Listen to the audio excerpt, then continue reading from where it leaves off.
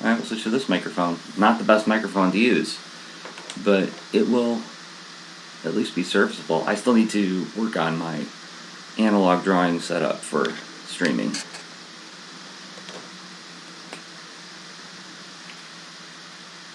Alright, so, inking. Kevin, seriously, page 2. Bring people up to speed if you've been following along on this project. Most of the book is pencil and ready for inks. So, with 1 page left to pencil and a few incidental drawings left to do, I'm putting a little bit more time into inking now. Yeah, brush pen.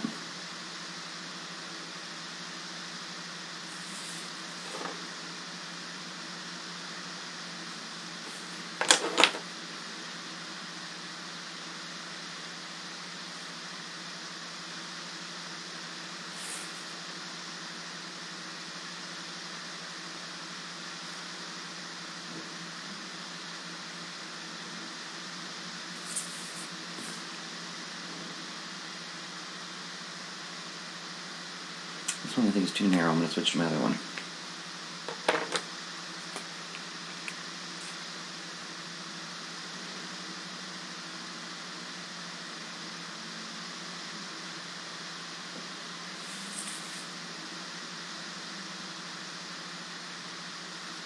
There we go.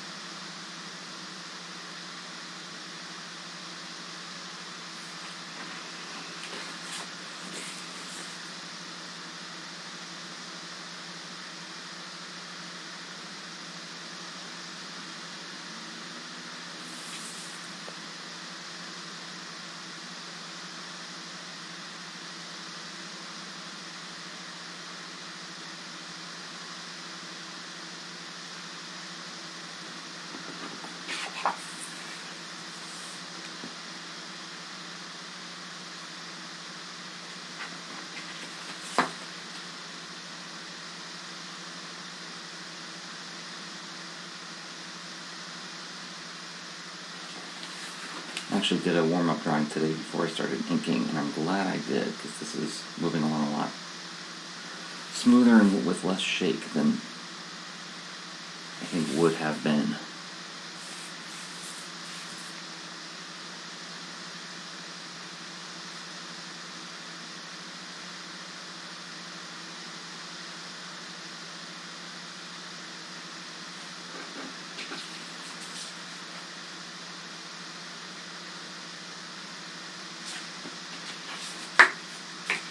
This is tricky.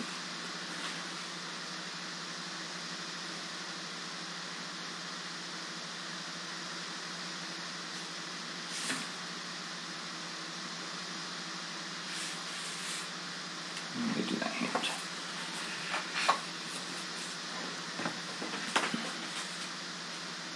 It's tricky to do this because I've got this tripod holding the camera up.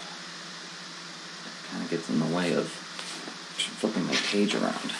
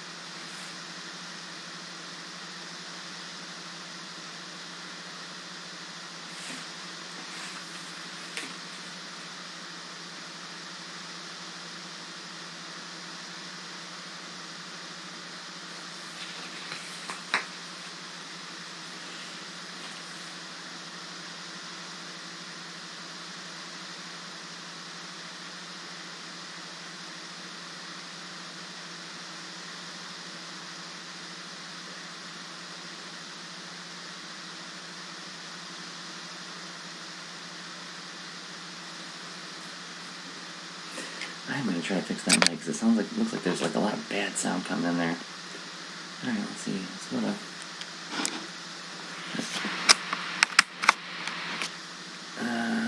properties.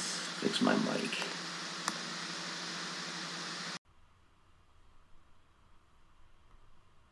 Check 1 2, check 1 2. That's probably way better.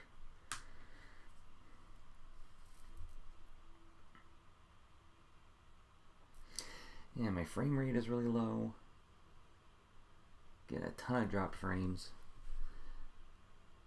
I'm gonna figure out something else for doing analog streaming.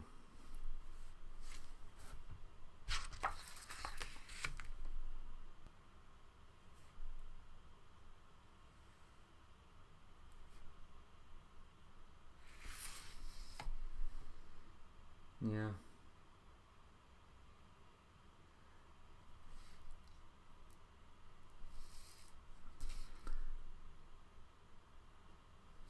I wonder if I just switch to my overhead cam, if that'll make any difference at all.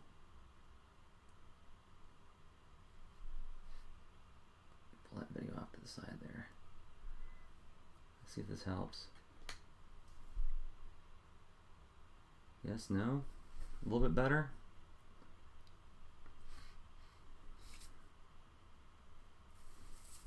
Not as many overlays and stuff?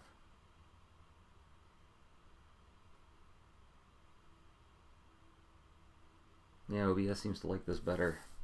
Alright, so no fancy overlays and fancy layout for the analog streams. I'll have to figure out what it is in that other setup that is bugging OBS so much.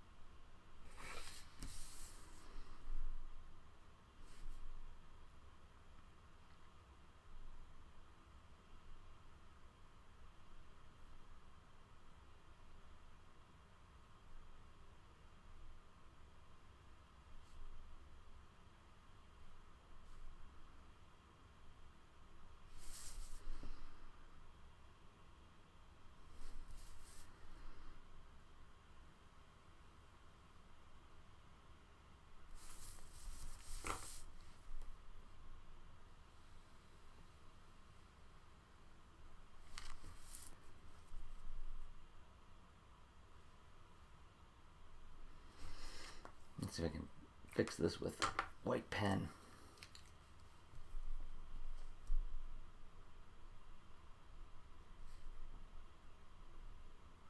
At the very least, I'll make it a little bit easier to edit out digitally.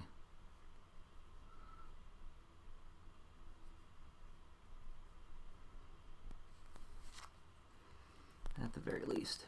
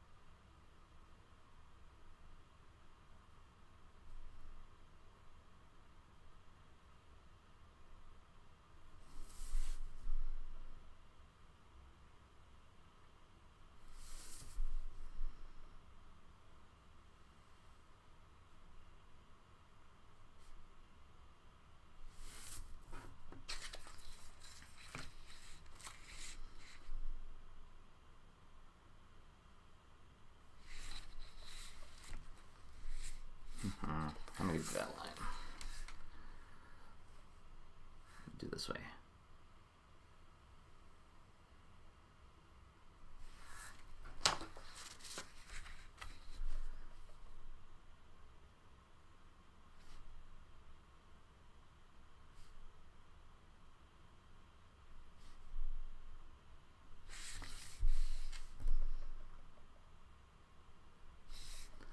nice things about working on bigger paper rather than on like a 12-inch, 13-inch screen, or 16-inch in the case of one of my devices, is being able to do lines like this with my whole arm.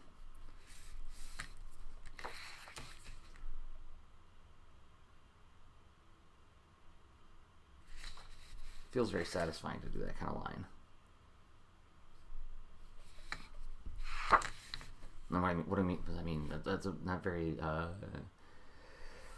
thoughtful explanation of that. Like, so I'm sort of locking my wrist and using my arm to move my hand to delineate that curve, not my wrist. Like that. Like I use my arm there to draw that, not my wrist.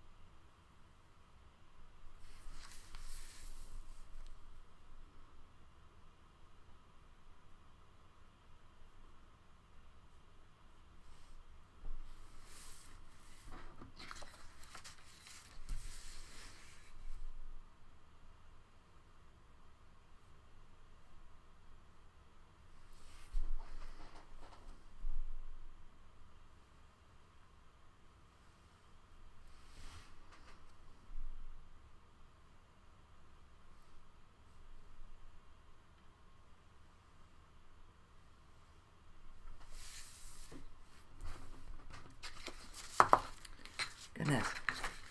It'd be good to get away from drawing the top of this.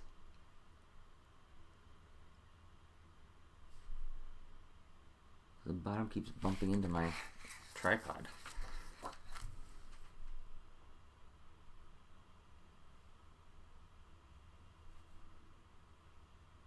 So that line was done with my wrist.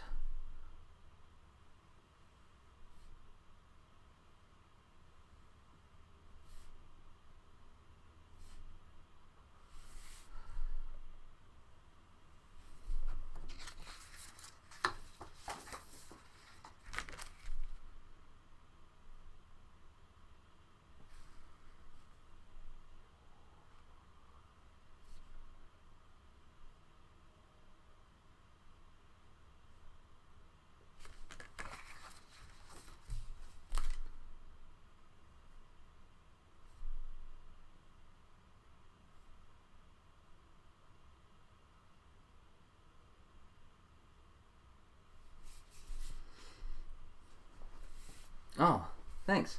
I'm glad you think it looks okay. Welcome to the stream, Sivaraj.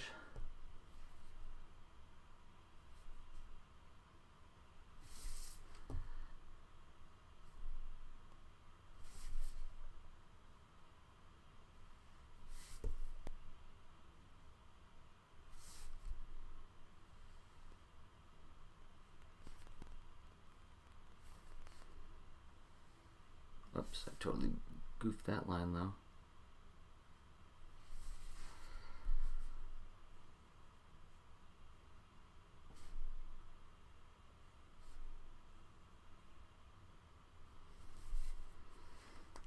But that is what white pen is for. Get rid of it as much as I can and then finish cleaning it up digitally when I take it into color. As a matter of fact, now I'm noticing that these corners don't meet up. So I need to extend that down a little bit like that.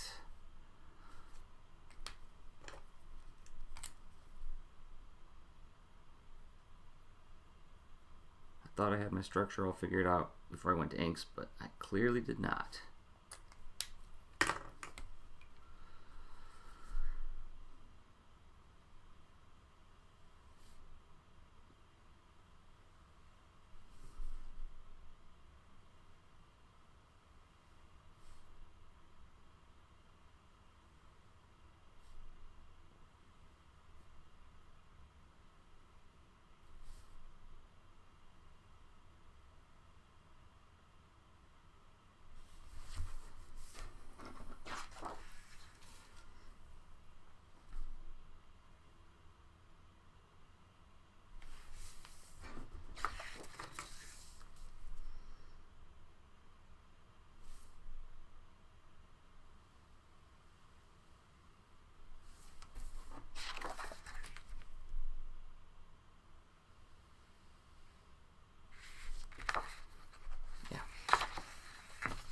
Do his feet.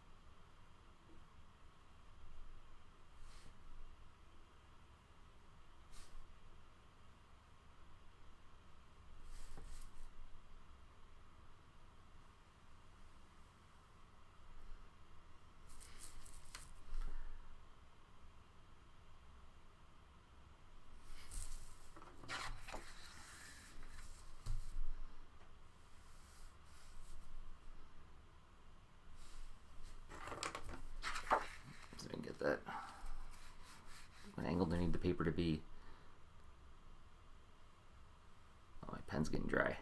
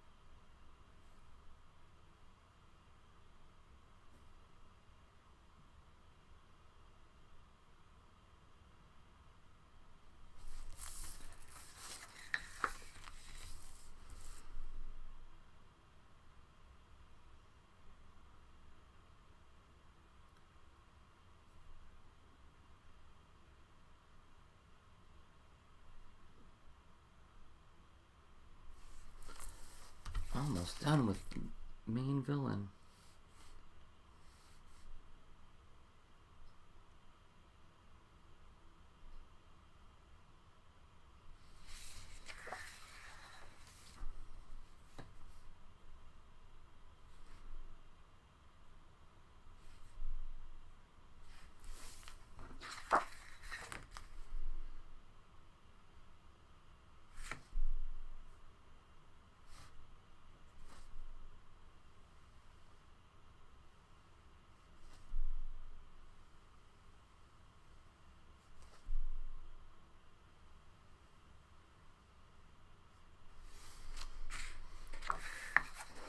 Picking up speed. Okay, who's next? Should I work my way back from the foreground? I think that's probably what I'm going to do.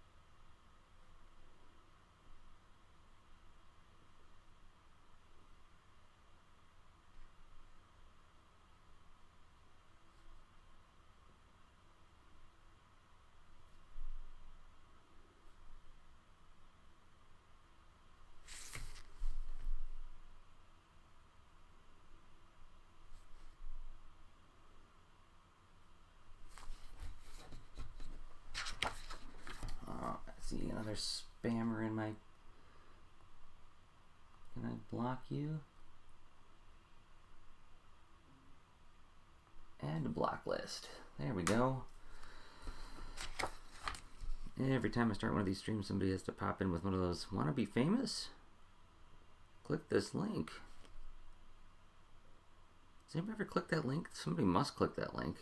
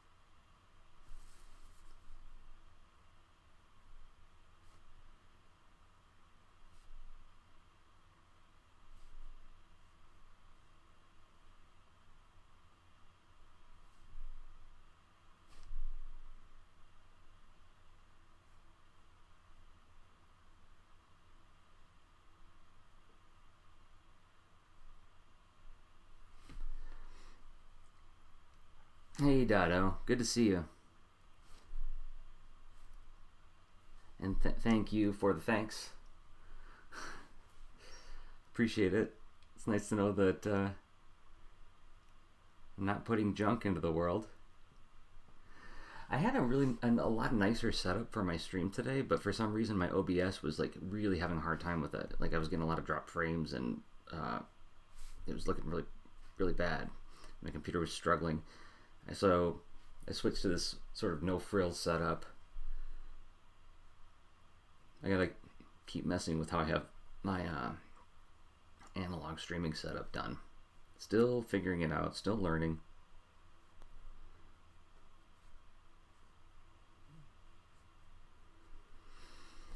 And I need to get better audio equipment in here too. I mean, right now I'm just talking into a Blue Snowball mic, which is fine, but it's not awesome.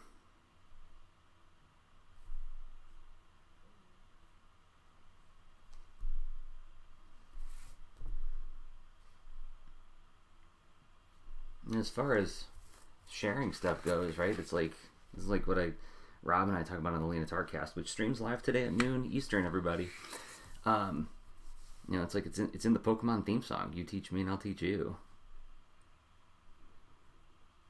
It's the name of the game. It's in the song. It's in the song.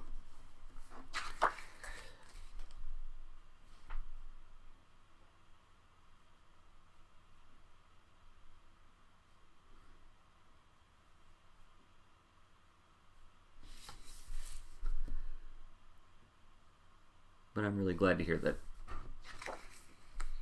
it's appreciated and enjoyed.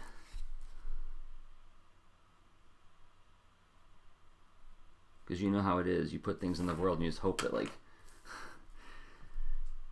you hope somebody gets something out of it.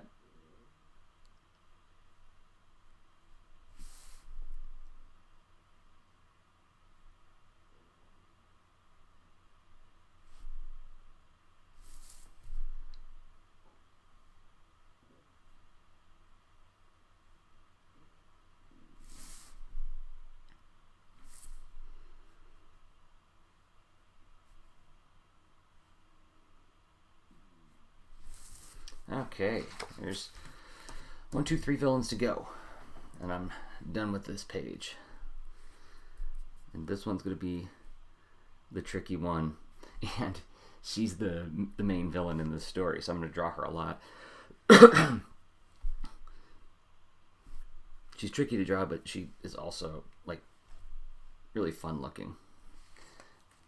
Let's warm up my hand by breaking out the...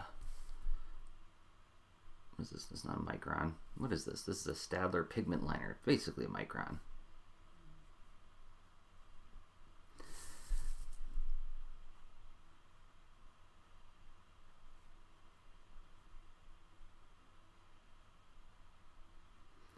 going to do the effect in here where we're going to use color holds to, you know, lighten those colors so they look like they're obscured by the energy that she's crackling around in her hands, which she actually doesn't use in this issue, but well, we can use it also here.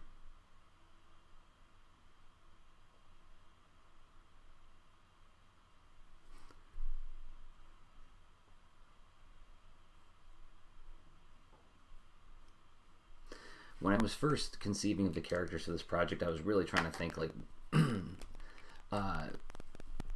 of the Silverhawks kind of aesthetic and ethos. So like this, like nothing's off the table, total kid logic.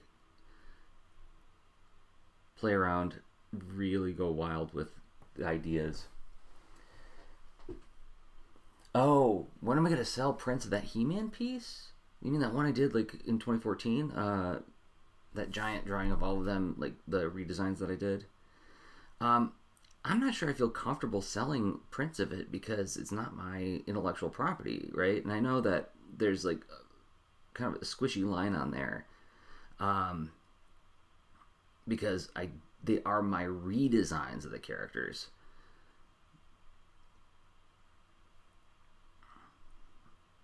But I've been having this discussion a lot with my partner Hoover on the 4 Million Years Later podcast because we just started making merchandise for that podcast. And that, as you probably know, is all about the Transformers. And so my argument is that as long as we're not trading on the property itself, right? Like the merchandise we make has to be built upon the ideas that we bring to the show in our analysis of the Transformers cartoon. So like our first shirt is based on a catchphrase that Hoover coined, right? So we're not actually saying like, hey, look at this cool shirt I made of the Decepticon jets. It's about the cassettes before jets idea that Hoover coined. So I feel like I feel okay with that. I personally have no problem with that. But it's tricky. So, I mean, on the one hand, I'm super flattered that you'd want to have a print of the Masters Universe piece that I did because I really enjoyed doing that. That was one of those drawings that I did that while I was working on it, it was the kind of thing where like it was the first thing I thought about when I got up in the morning. Like, oh, I get to work on that again.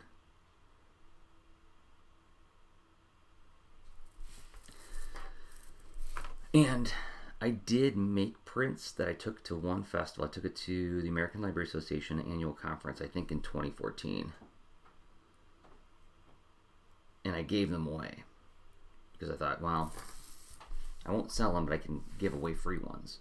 So maybe what I can do is just like make that image available for people to download, a high-res one. If it's not already, I'll check. I feel like that'd be a good compromise. Like you could just have a high-res version. If you want to make a print, go for it.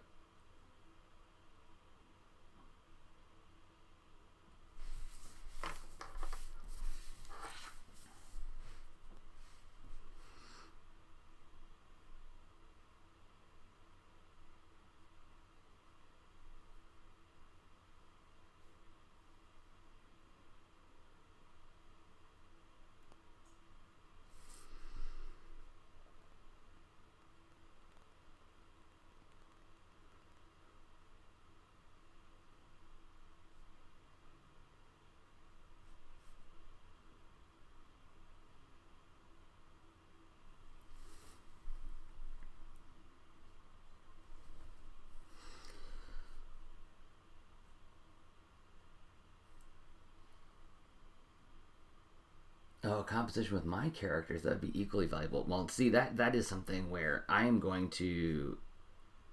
so busted on the notion that artists don't merchandise themselves enough. I do not give people enough ways to support me. And like my Etsy store has been pretty empty for months. I don't ever really talk about my Patreon. I don't put new things, like I don't have a Teespring store of my own, right? And thank you for the nudge, Dado, because that is something I'm actually trying to be more thoughtful about and attentive to this year. One of my goals is to get better at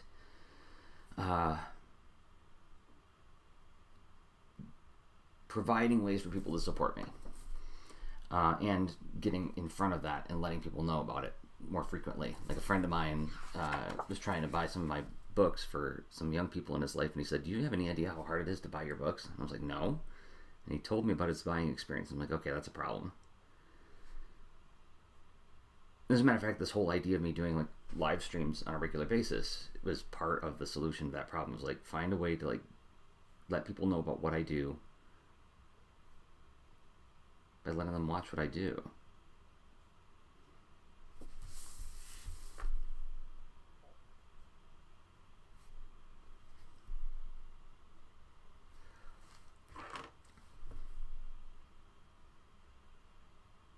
But that's kind of you to say, Dado. I mean, I will consider some kind of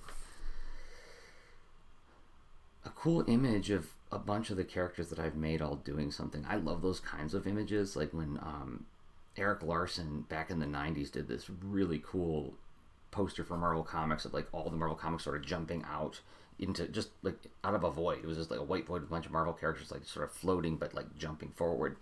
And he made it such that like the top of the poster, if you rolled it in a roll, like the characters who are like cut off at the bottom resumed at the top, and same with left and right of the poster. I love images like that. Of just like a whole bunch of characters all interacting too. Like all those George Perez covers.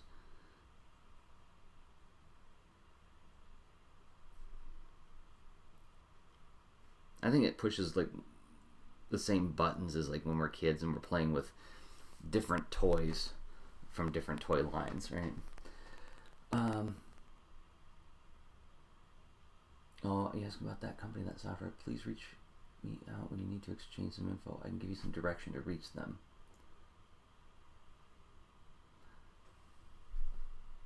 That company of that software.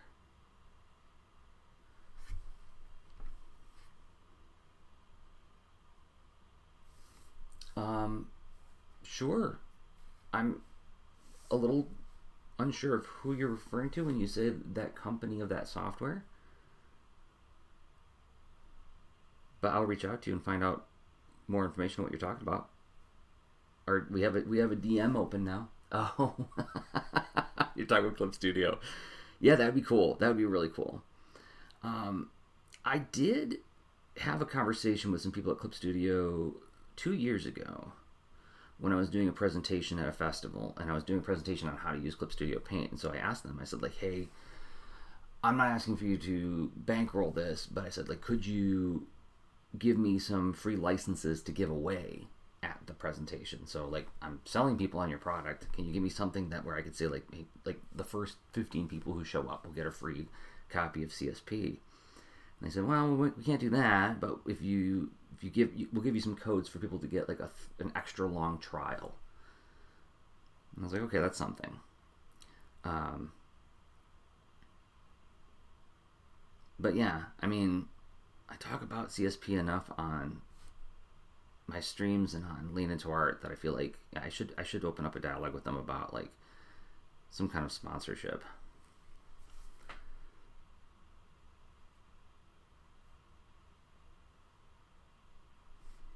Especially because like I'd like to do more like actual instructional stuff with CSP.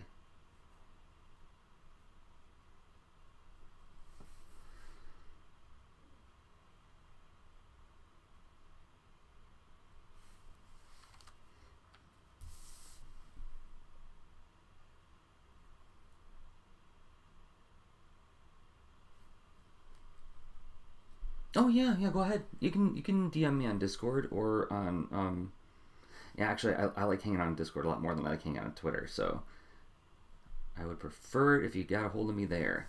That'd be great. Thank you, Dado. That is awesome. And very kind of you.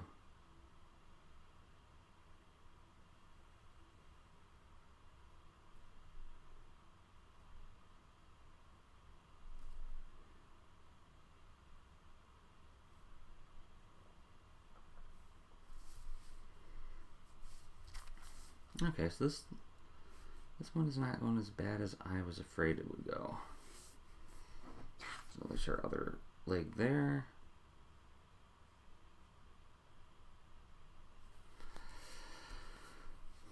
Am I gonna wrap on time? Yeah, we're only 38 minutes in. I'm actually gonna finish this page in an hour. That makes me happy.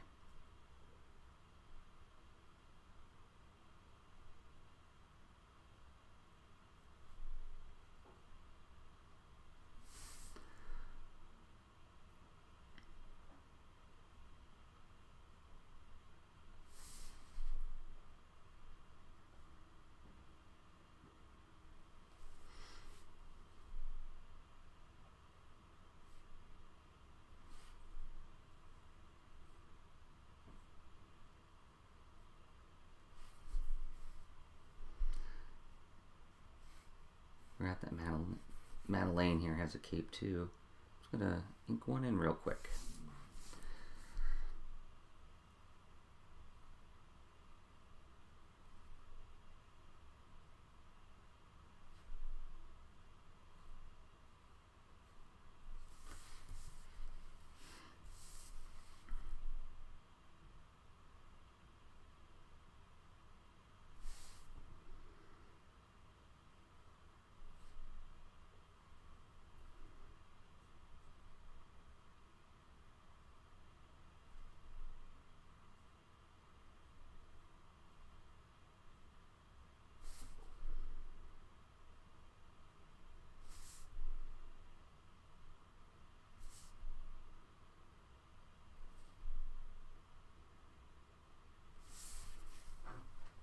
So going back to like the Silverhawks thing, like this character's like a perfect example of that. It's like, wait a minute, what kind of creature is he? Is he even a person? It's like suddenly you've got like this, like almost like a character out of a Pink Panther cartoon standing right next to this character who looks a little bit more like a Disney villain, right? And then you have what looks like something that walked off of Power Rangers and Transformers combined. I love that mishmashing of this. I love that this project gave me the freedom to do that. I feel like that's something that if I was working with a traditional publisher, I wonder if I'd get any static on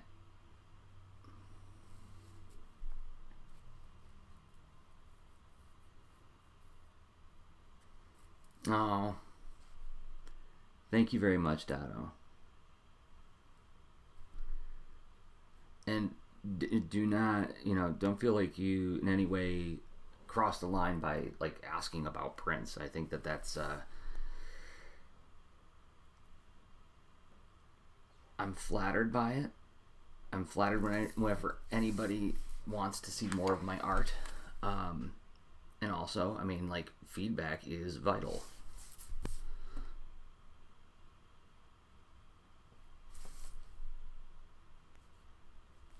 I mean, you know what it's like nowadays. I mean, it seems like one of the good news, bad news about social media is that, yeah, we can like share our stuff so freely and so and it's like pushed out. People don't have to subscribe to your blog in order to get your stuff anymore, which is like, that's good. Except the trade-off is that like now it feels like hitting a like button is enough of an interaction, right? That's all the feedback you need to give. I liked it. And as a fellow artist, I'm sure you've experienced this, where it's like, okay, that's nice, but what are you thinking about it? What do you like about it? So that kind of feedback I find extremely valuable.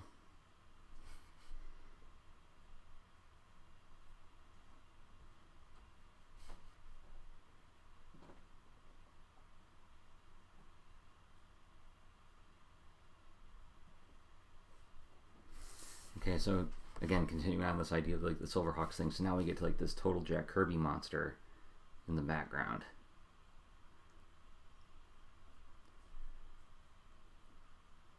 Whose power is, wait for it, he makes bad smells.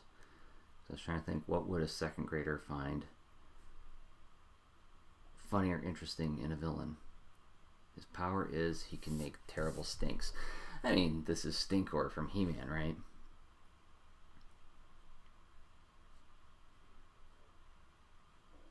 I remember in one of my He-Man redesign classes, the concept of Stinkor was brought up because I was showing my redesigns, and I redesigned Stinkor.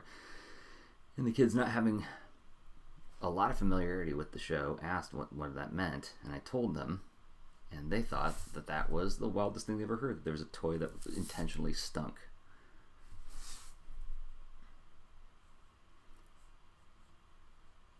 And I was like, yeah, that is like sort of transgressive humor for 11-year-olds. Pee pee poo poo, that kind of thing.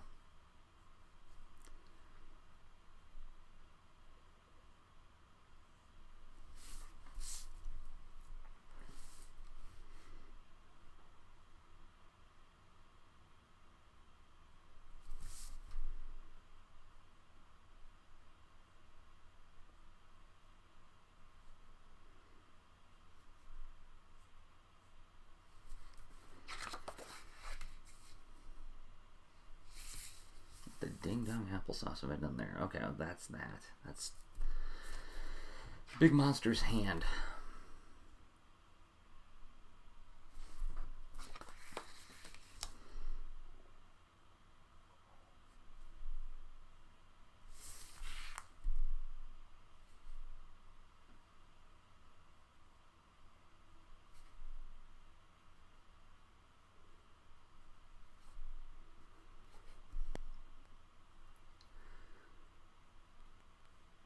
And today on the Lean Tardcast, Rob and I are actually going to spend some time talking about evolving the project in some way or another. We've been having some conversations about, okay, this thing is, getting to be 10 years old now. This won't surprise anybody who's ever listened to the show. We were like, okay, let's get together and let's recommit and talk about what our goals are. And does the project, as we are currently exploring it, serve those goals? What can we do different? What can we do better? And we're going to model that thinking live on the show. Do I have a Sharpie?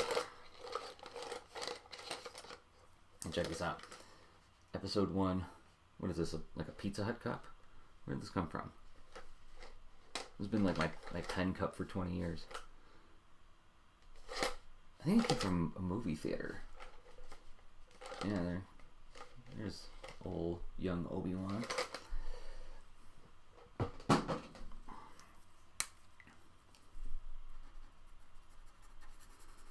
Fill in the blacks, and I think I'm done. How do you do on time? Oh my gosh, I did this in 45 minutes. I am so happy. I hope all the pages go like that. I don't suspect they will, but I kind of hope they do. I've got another project that I'm going to ink on paper this year, and I hope it goes this fast. That would be amazing.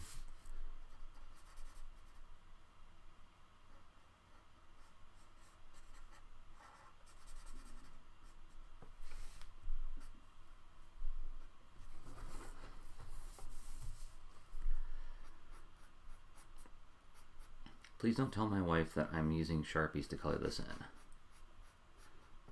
because this is not archival.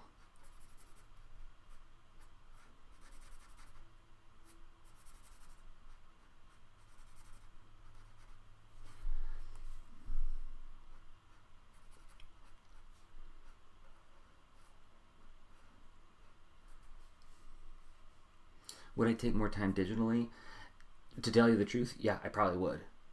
I would probably zoom in too tight. I mean, one of the reasons I decided to ink this on paper, there's a couple of reasons, but one of the things informing my decision was I can't get really tight on this in this paper. Like, my eyesight isn't what it used to be. I mean, I used to. When I was in my 20s, I could like put the paper right up to my face and draw, but because I can't zoom in that tight, I knew I would not overwork things and noodle things and undo things. I would live with some of the mistakes and some of the little accidents that happen. So For some reason, I can pencil pretty fast digitally, but man, if I ink digitally, I spend a lot more time on it than I need to, or that I should.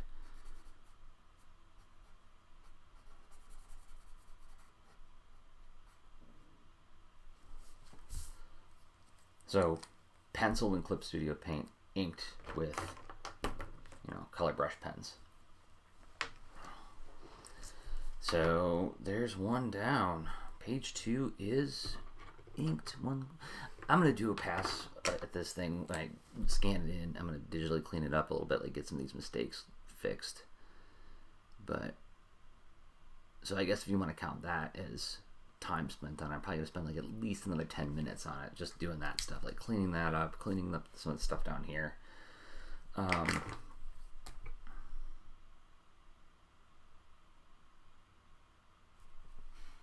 The other nice thing about doing it this way on paper is that it's easier for me to see the entire image and appreciate how the lines are all interacting and, adjusting it based on that. So there we go. There's one. Let's see. What's the next page? Is the next page really tough? They're all out of order. Here's page 1. Here's page 1. And so we meet all of our heroes on page 1. And we meet all of our villains on page 2. And where's page 3? I don't have to do them in order though. There's page 3. So page 3, I'm going to reuse some art from our previous book to put for here, like a shot of the headquarters, and then ink the rest on paper. So pull that aside. Let's see, we have 10 minutes left. So I guess what I'll do is just start inking a little bit of this.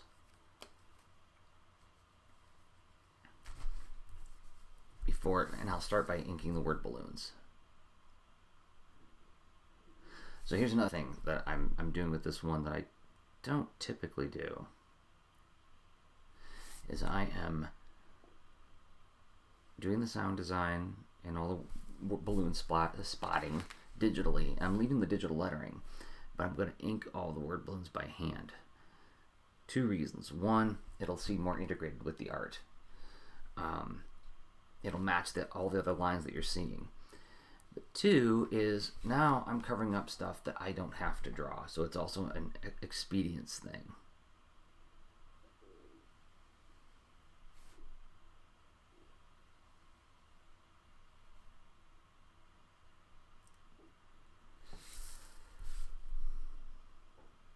When I started digitally lettering, I got really excited and I got really, what's the word for it? I'm trying to find the right word.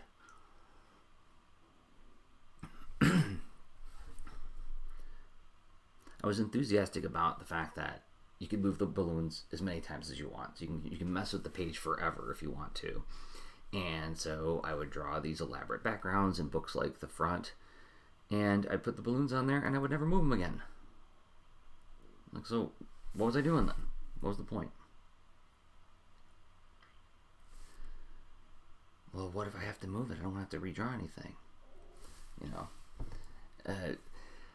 I try to watch out for times when I'm trying to protect myself from the future. That's a good idea, but if it's going to be a 1 in 1,000 time that I have to fix something after the fact, why prepare for that one rare occurrence?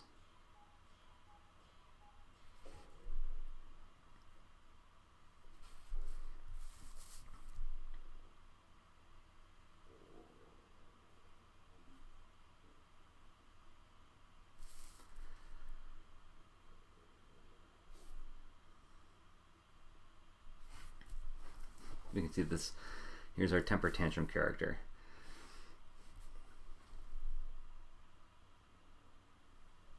Remember, this comic is for first graders. So I'm trying to make it relatable.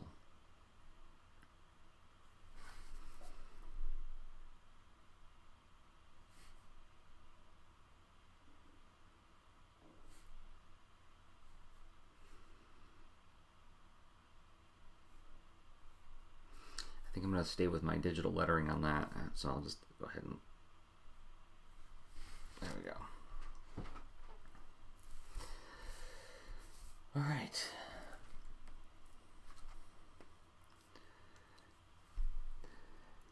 Yeah, there's, believe me, I get it. It feels really good to feel like, okay, I'm prepared for any eventuality, but like there's a line between being prepared and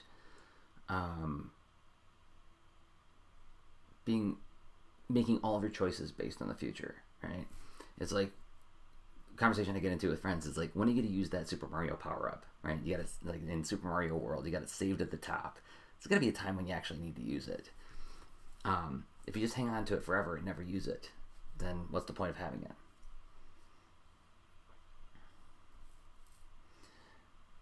When it comes to digital art, this is real something that reduces the speed of efficacy. Totally. Absolutely.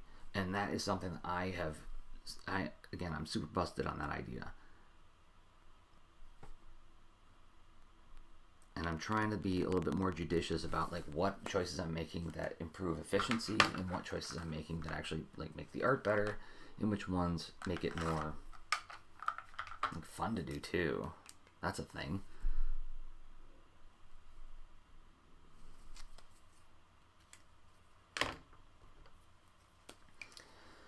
Alright, just a few more minutes left, so I'm going to try to ink up Captain Seriously here.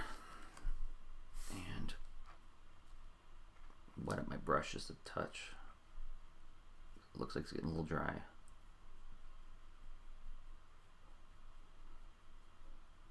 This is a project where I don't want a lot of dry brush effect. There we go. Getting there? Getting some ink?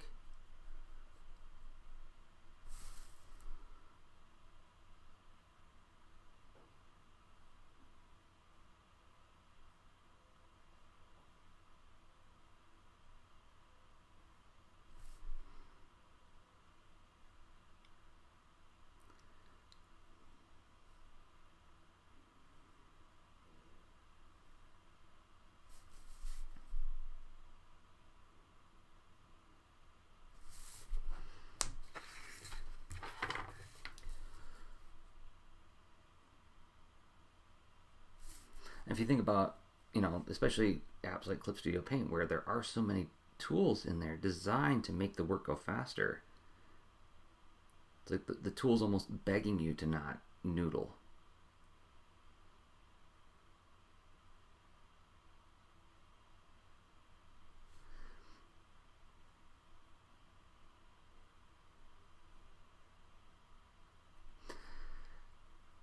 As a matter of fact, just yesterday I was trying to lock my zoom on CSP so that I couldn't zoom in more than 100%. And it works if you're only using the zoom tool, but I'm drawing on a touch screen, so when I pinch to zoom, it lets me go past that. So now I'm just like trying to be really honest with myself and try not to do it.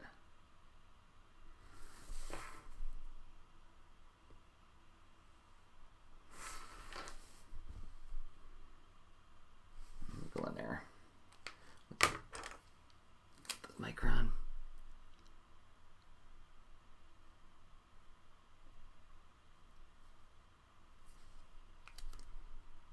Yeah, I totally ganked his eyes. Not crazy about that. I'm gonna have to try to fix that later. I feel like the lids are a little too heavy.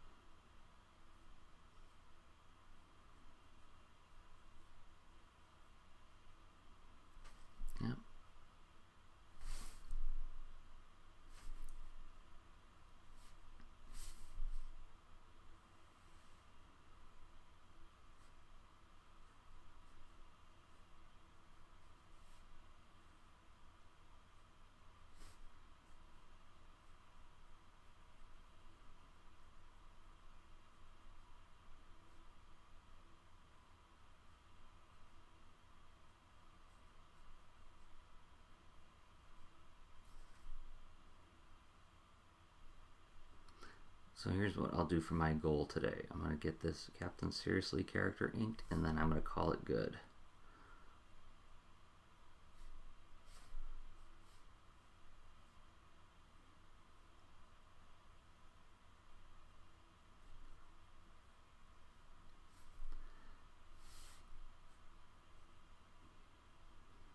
And then I've got some other work I got to get done today.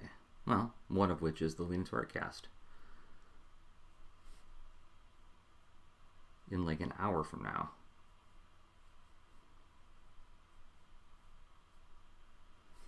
Which will stream right here. Oh, really? There's an option to disable the Zoom in touch. Oh my gosh. That is awesome. I am going to have to give that a try. Thank you, Dado. That is awesome. That's going to make my art go a lot faster, too.